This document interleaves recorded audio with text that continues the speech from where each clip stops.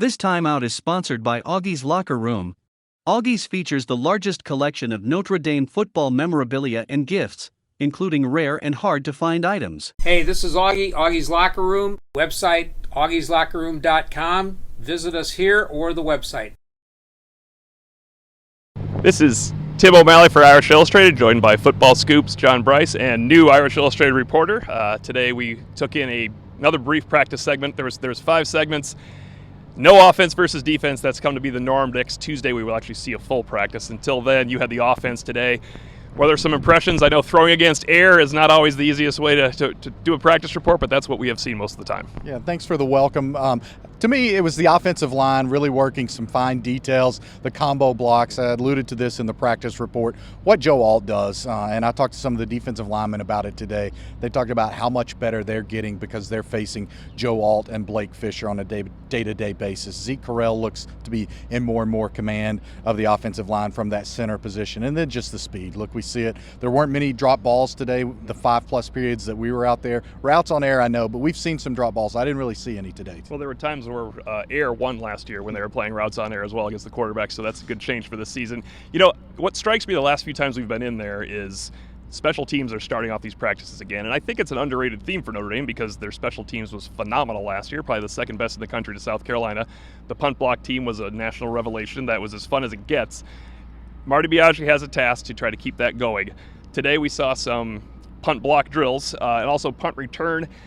I don't want to throw 4 names out there because there had been 8, and these guys could have been working punt block drills, but today it was Chris Tyree, Jaden Mickey, Jaden Greathouse, and Matt Salerno. Now, they had been joined by Devin Ford and Jeremiah Love and others, and they might have been doing other drills, but I really like those 4, and I'm going to die on this hill. I love seeing Jaden Greathouse back there, but what have you kind of seen from the special teams and the focus? I like the focus on that this August. Yeah, a couple of things there. You took the words right out of my mouth on Jaden Greathouse. He's going to play this year.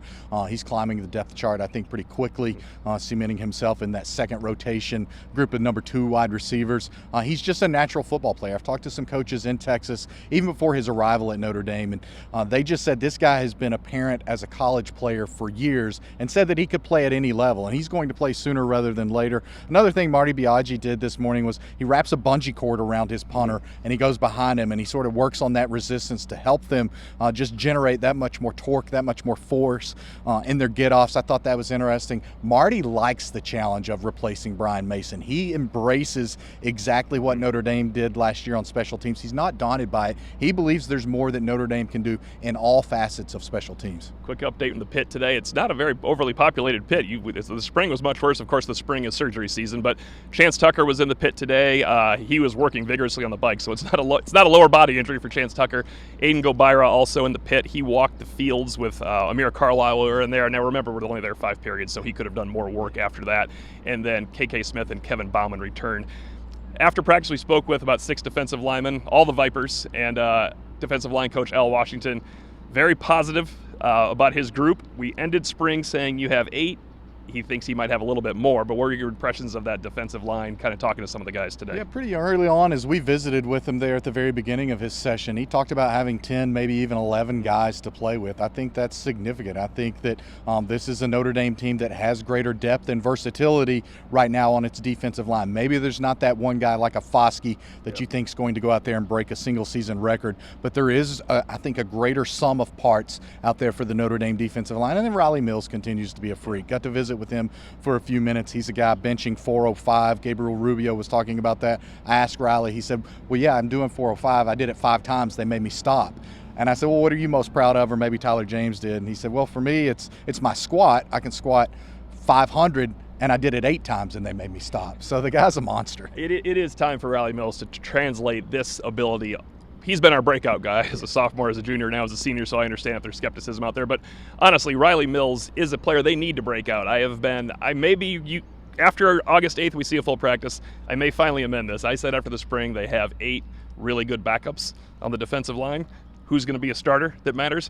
Riley Mills, the way he speaks of Javante Jean-Baptiste and Nana Asaf-Mensah, I think he has 2 on that side.